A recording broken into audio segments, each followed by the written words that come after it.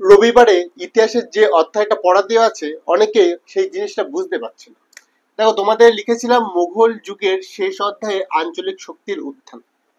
এই তো, জিনিসটাকে একটু বলে দিই, তাহলে তোমাদের পড়তে সুবিধা হবে। দেখে নাও, এর আগের একটা ভিডিওতে তোমাদের সুলতান বংশ এবং মুঘল বংশ সম্পর্কে একটু বলেছিলাম এবং বলেছিলাম বাড়ি পড়ে নিতে। দেখো, প্রথমে সুলতান বংশ আসে, তারপর মুঘল বংশ আসে। মুঘল বংশ যখন শেষ হয়ে যায়, মানে যখন ঔরঙ্গজেব মারা যায়, তারপরে যেসব সম্রাট ছিল অতটাও যোগ্য ছিল না। যার ফলে কি হয়েছিল, এই ভারতবর্ষের সাইডে সাইডে কিছু আঞ্চলিক শক্তি ছিল যেগুলো তাদের ক্ষমতা বৃদ্ধি করে।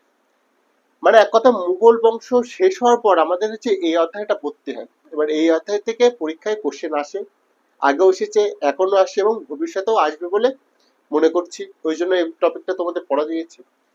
দেখো, এই যে দিল্লির এখানে শাসন করছে কে? মুঘল সাম্রাজ্য। মুঘল সাম্রাজ্য তখনও রয়েছে, মানে একে পুরোপুরি শেষ হয়ে যায়নি।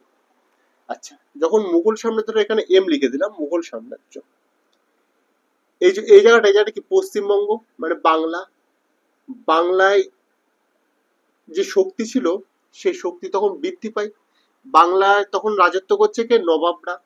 আচ্ছা, তাহলে এখানে এন লিখে দিই, নবাব। তোমাদের কাজ হচ্ছে বাংলার যে নবাব, সে নবাব প্রতিষ্ঠাতাকে। আচ্ছা, তারপর যে নবাবরা এসেছিল তারা কি কি করেছিল, যেমন বাংলা একটা নবাবের নাম হচ্ছে সিরাজউদ্দৌলা। সিরাজউদ্দৌলার সাথে ইংরেজদের পলাশির যুদ্ধ হয়। এই সমস্ত টপিক তোমাদের ভালো করে পড়তে হবে। তার মানে মুঘল যুগের শেষ অধ্যায় আঞ্চলিক শক্তির উত্থানে তোমাদের প্রথমে কাজটা কি থাকবে? বাংলা সম্পর্কে পড়া। আচ্ছা, বাংলার নবাবদের। দেখো, বাংলা ঠিক এই জায়গাটায় আছে হচ্ছে অযোধ্যা। অযোধ্যায়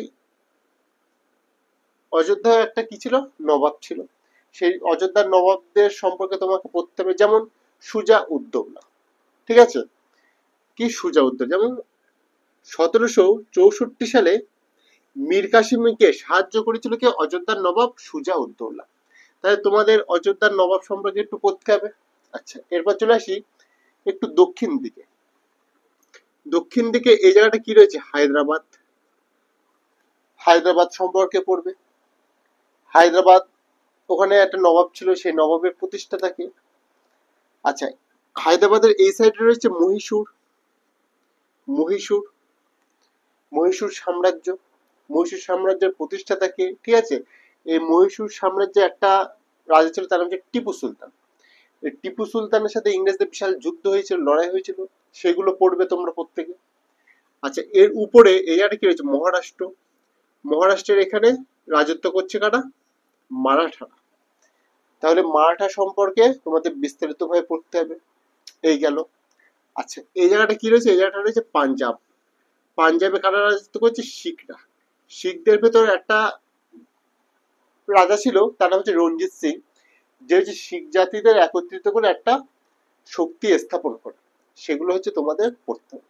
তারপরে তোমাদের কাজটা কি? তোমাদের কাজ হচ্ছে অযোধ্যা, বাংলার নবাব, হায়দ্রাবাদ, এদিকে রয়েছে মহীশূর, এদিকে রয়েছে মারাঠা, এদিকে হচ্ছে আমাদের কারা? শিখ। এই টপিক গুলো ভালো করে পড়বে। দেখো, তখন অলরেডি ইংরেজরা ভারতে চলে এসেছে। ইংরেজরা, এই ইংরেজদের সাথে সবার যুদ্ধ হয়। আচ্ছা, তারপর নিজেদের নিজেদের ভেতর যুদ্ধ হয়। এই সমস্ত টপিকটা ভেতর, বা এই সমস্ত টপিক কিসের ভেতর রয়েছে? আরেকবার বলে দিই, মুঘল যুগের শেষ অধ্যায় আঞ্চলিক শক্তির উত্থান, এই টপিকটার ভেতর এগুলো রয়েছে। তোমাদের কাজ হচ্ছে ভালোভাবে পড়ে আসা রবিবারে, এবং এই টপিক থেকে প্রচুর কোশ্চেন ধরবো। আজকের ক্লাস এই পর্যন্ত, দেখা হচ্ছে পরবর্তী ক্লাস।